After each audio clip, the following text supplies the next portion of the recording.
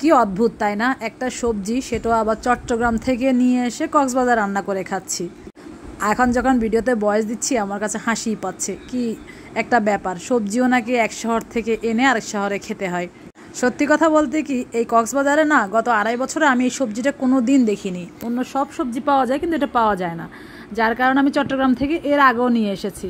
এখন বলতে পারেন এই সবজিটাকে আপনার এতই পছন্দ যে অন্য জায়গা থেকে এনে খেতে হবে, আসলে ব্যাপারটা তা নয়। এই সব সবজিগুলো খেতে মজা, আর এই সবজিগুলো স্বাস্থ্যের জন্য অনেক উপকার, যেহেতু এই সবজিতে অনেক বেশি পানি থাকে। আর সিজনের সব সবজি খাওয়া উচিত, যেহেতু সবজি এক একটা সবজিতে এক এক রকম উপকারিতা থাকে আমাদের শরীরের জন্য। তো সুযোগ থাকলে নিয়ে আসি, আনতে হবে, খেতে হবে, ব্যাপারটা এমন নয়। তবে এই সবজিটা যদি যখন আমি চট্টগ্রাম ছিলাম রেগুলারই খেতাম, কারণ এটা একটু মিষ্টি মিষ্টি, বাচ্চারাও খেতে খুব পছন্দ করে। তো আমি কিসের কথা বলছি সেটা তো দেখেই বুঝে গিয়েছেন, আমরা এটাকে ধুন্দুল বলি, কেউ তরই বলে, বইয়ের ভাষাও কিন্তু ধুন্দুলই বলে হয়তো, বা আমি জানা মতো এটুকুই জানি আমি। আপনারা যদি অন্য কোনো নামে জেনে থাকেন জানাতে পারেন।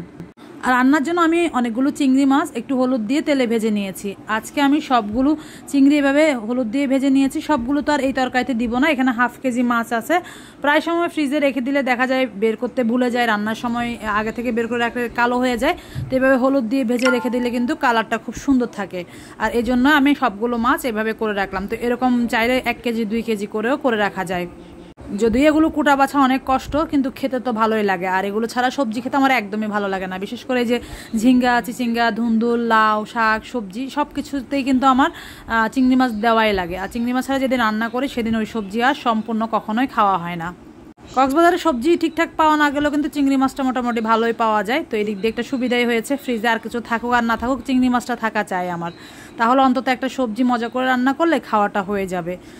সবজিটা রান্নার জন্য আমি সব মশলা খুব ভালো করে কষিয়ে নিয়েছি, রসুন কুচি, পেঁয়াজ কুচি, যা যা লাগে আর কি। আর শুকনা মশলার মধ্যে হলুদের গুঁড়া, মরিচের গুঁড়া সামান্য, আর একটু জিরা ধনিয়ার গুঁড়া দিয়েছি। এই সবজিতে কিন্তু ঝাল বেশি একদমই দেওয়া যায় না, আর আমার সবজির পরিমাণটা বেশি, তাই একটু মশলা বাড়িয়ে দেওয়া লেগেছে। যদি 1 কেজি পরিমাণে রান্না করতাম সেক্ষেত্রে আরও অর্ধেক কমিয়ে দিতাম মশলা, যেহেতু এখানে প্রায় 2 কেজির মতো সবজি আছে। আর এই সবজিটা রান্না করলে কি হয়, একদম কমে যায়। এই পানি সবজিগুলো না রান্না করার সময় খুব একটা পানি দেওয়া লাগে না, কিন্তু এগুলো কয়েকদিন ফ্রিজে থাকার কারণে আমার কাছে মনে হচ্ছিল যে পানি বের হচ্ছে না, মশলাটা নিজে ধরে যাচ্ছে, তাই আমি 1/2 কাপের মতো পানি দিয়েছি। তো অন্য সময় একদম ফ্রেশ যদি আপনি গাছ থেকে পেরে রান্না করতে পারেন, একদমই পানি দেওয়া কিন্তু লাগে না। তো এটাতে একটু পানি দিয়েছি, কিন্তু সেই সাথে অনেক পানি বের হয়ে গিয়েছে। ঢাকনা দিয়ে ঢেকে রেখেছিলাম, আস্তে আস্তে কিন্তু আরও পানি বের হয়ে যাবে। সবজিগুলো যত সিদ্ধ হবে তত পানি বের হবে। তো আমার আজকে এটা ঝোল ঝোল খেতে ইচ্ছে করছিল, তাই আমি একটু ঝোল ঝোল করে রান্না করছি। তবে এটা ভাজি করলে অনেক মজা। আর চিংড়ি মাছ যেটা আমি ভেজে তুলে রাখছি, ওখান থেকে কিছুটা এই সবজির আন্দাজে দিয়েছি।